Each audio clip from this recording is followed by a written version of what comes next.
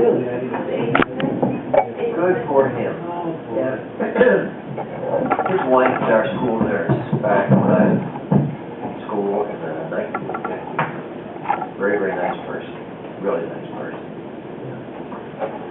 Well, I guess goodbye, I stated. But Tom was,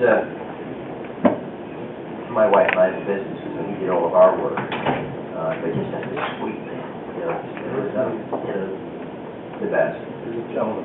Yeah, and so he and his wife would stand up to the best. Okay, is there any amendments to the agenda as it's written?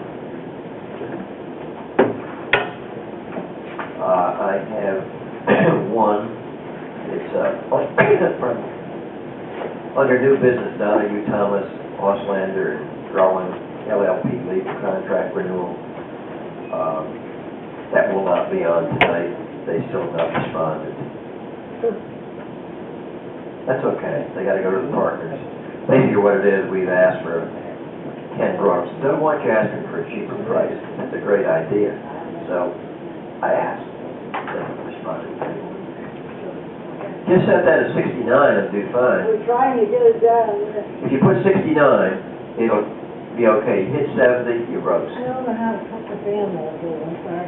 I'm roasting now. I know. It feels good to me. I know. If you're really hot, just put your hand on the tabletop. It's cold. Okay, privilege of the floor. Does anybody have privilege of the floor on any of the agenda items? Lou, why don't we start with reports down your end tonight? Okay. Not too much to report tonight, but a couple of things did take place at the senior center. This past Thursday, we had the seniors' annual Thanksgiving lunch.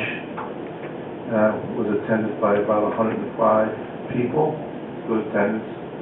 But at that lunch, the senior commission, which I'm part of, honored Jack Cusack, and we presented his family, his son John and his wife Nancy, with a plaque in memory. And the plaque read this way: it was presented to his family for John's dedication to the senior citizens community and for his leadership and commitment as chairman of the Goshen Senior Commission from 2000 to 2009. Jack was on the inception of the first committee, and he stood as chairman for inception. So it was nice. It was nice to see his wife there. She was very proud, and we were very proud of him also. The other thing with the senior center, rentals are high every weekend from now till New Year's is booked, so that's good for the senior center. Nothing really to report on dial bus or highway other than the fact of getting ready for winter. And I just want to wish everybody a happy Thanksgiving and a safe Thanksgiving coming this Thursday. Thank you, Lou. Ken? Lou, just one quick question about you. Jack, that plaque going to be... Oh, yeah, that's, when the commission thought about this, we had Jack's picture in place of the plaque, and the plaque will be in the lobby, the senior center lobby. Good. I forgot to bring that up, thank you. I just wanted to, Jack was dedicated, his whole life was a senior citizen center, so it was, maybe you've seen Sonny Bernstein or Dogs or those, Jack was well missed, but well deserved recognition for his hard work. Now, what way do we report on the water? So nothing really exciting here. They're completing the Hamiltonian, that's the Hamilton Stone Age project out there, and otherwise there's nothing to report. Good. Thank you, Ken. Bill? Well, you know that the PPA negotiations are ongoing, and Doug and I spent about 3 or 4 hours today alone meeting with the PPA president and so on. So the negotiations are still ongoing. I think we got a little closer today. By the end of our meeting, at the beginning we weren't so close. But I think by the end of our meeting we did get close. So as things unfold, we'll update you and maybe have a contract pretty soon.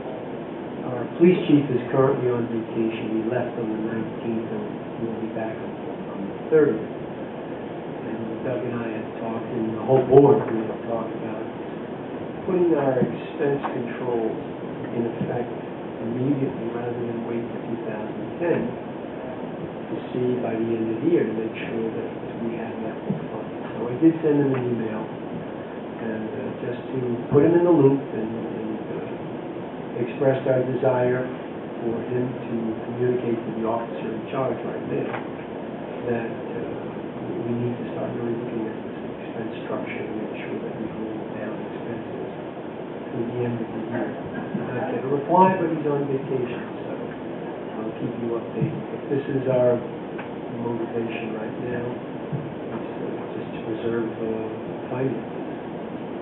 That's pretty much it. Thank you, Phil. Nothing to report related to PBA negotiations today. That's moving along. Normally I don't get feedback from the public on too much on the street, but I did get some feedback from people that they're concerned about our ongoing budget and our board is. And they were supportive of the board that everything we're doing to keep costs down. And a little dismayed that the budget was, the percentage was as high as it is. Of course, the PDRs would make it so significantly high. But anyway, we'll work on that. It'll be interesting to see what happens tonight over in Newburgh. I think tonight they're meeting, they're going to vote on their budget.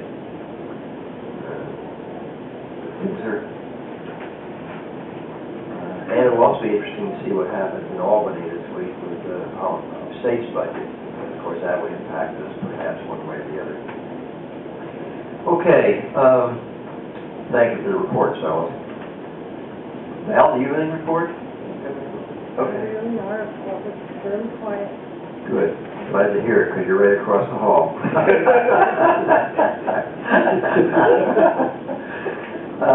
Under old business. Dennis, could you talk a little bit about this one? This is to discuss the approach to responding to a request by Timber Trail LLC for a special use permit. This is the first opportunity in our code and our process that an applicant comes to us for a special use permit. So we're working through this, how to do this process. Yeah, presently, as the board I think is aware, and I apologize for butchering the name of this outfit. I keep calling it Timberline, but this is the project out on 207 and Everett Road, which has been before the planning board on different applications, a green project to a 54-unit project to now what is being proposed in the board here, a recent presentation about approximately a 238-unit project of mixed residential out in that area, including a pack. Part of our zoning changes, as you may recall, were that we made the packs in certain designated zoning districts discretionary by decision of the board, as opposed to the planning board. What that does is it gives a great deal more flexibility and latitude to the town board to make decisions as far as concept. And that's the stage we are at now with this particular project. They're seeking concept, if you will, approval for the special use permit in order that they may go forward with the planning board.